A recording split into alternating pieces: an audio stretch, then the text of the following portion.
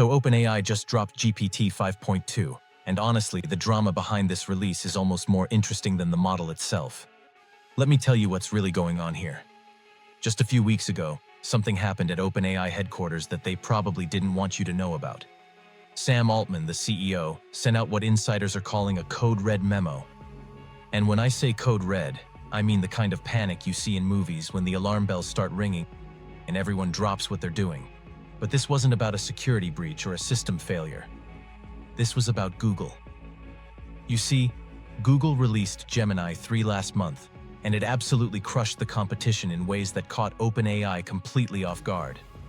We're talking about an AI that can generate photorealistic images with perfect text rendering, the kind of stuff that went viral all over social media.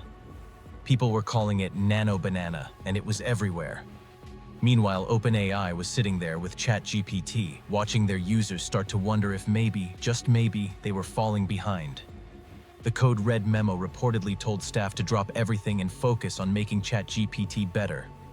We're talking about delaying features, reallocating resources, and basically admitting that they were losing ground.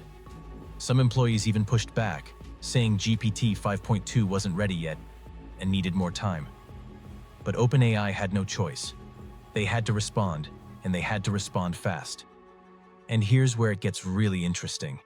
Because this isn't just about two tech companies fighting over who has the better chatbot. This is about billions of dollars, entire ecosystems, and the future of how we work. Anthropic just released Claude Opus 4.5, which is crushing it on coding benchmarks. Google's Gemini is now integrated into every single Google product you can think of. And OpenAI? Well, they were starting to look like they might be yesterday's news. But here's the thing about OpenAI. They don't go down without a fight. And today, they're swinging back hard with GPT 5.2. So what exactly did they build? Well, OpenAI is calling this their most capable model series yet for professional knowledge work. And I know that sounds like typical tech company marketing speak, but stick with me because the specs are actually pretty wild. They've created 3 different versions of GPT 5.2. There's Instant, which is optimized for speed in everyday tasks like writing and translation. There's Thinking, which is designed for complex structured work using deeper reasoning chains. And then there's Pro, which OpenAI is calling their smartest and most trustworthy option for when you absolutely need the highest accuracy. The context window is massive. We're talking 400,000 tokens. That means you can feed it hundreds of documents or entire code repositories all at once. And it can output up to 128,000 tokens in a single response. That's like asking it to write you an entire technical manual, and it just does it in one go. But here's what really matters.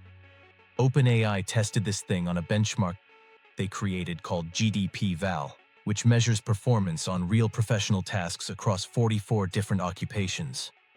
And according to their data, GPT 5.2 beats or ties top industry professionals on over 70% of well-specified tasks. We're talking spreadsheets, presentations, document creation, the kind of work that knowledge workers do every single day.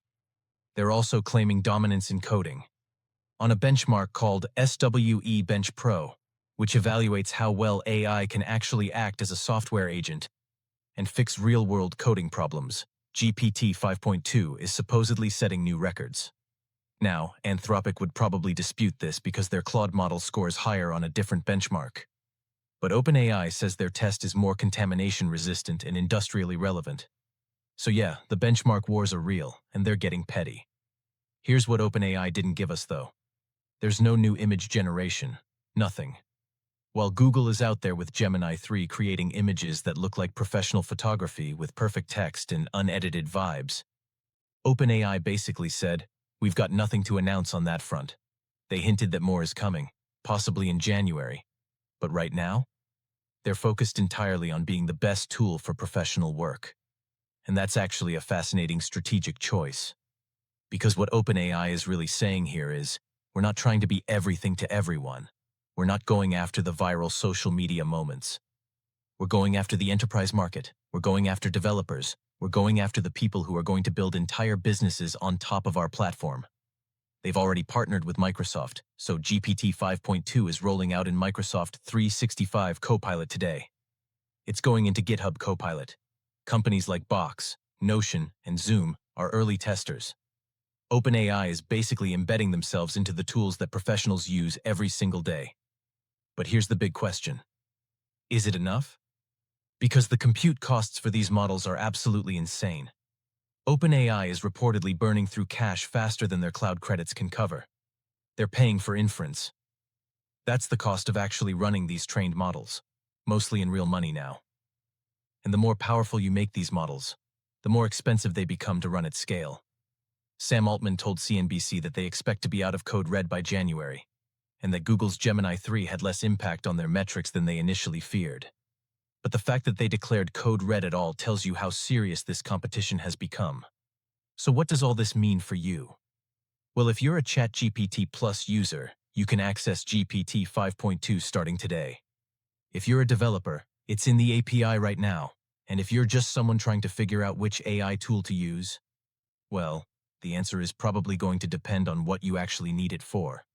For creative image generation, Google's winning right now.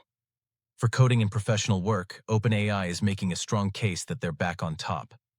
And for general purpose AI assistants, honestly, all three companies, OpenAI, Google, and Anthropic, are so close that it's becoming less about which model is technically better and more about which ecosystem you're already invested in.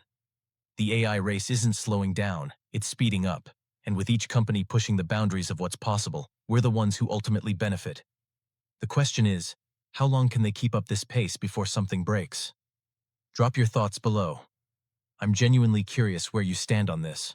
Make sure you're subscribed and hit the like button so you don't miss what comes next. Thanks for watching, and I'll catch you in the next one.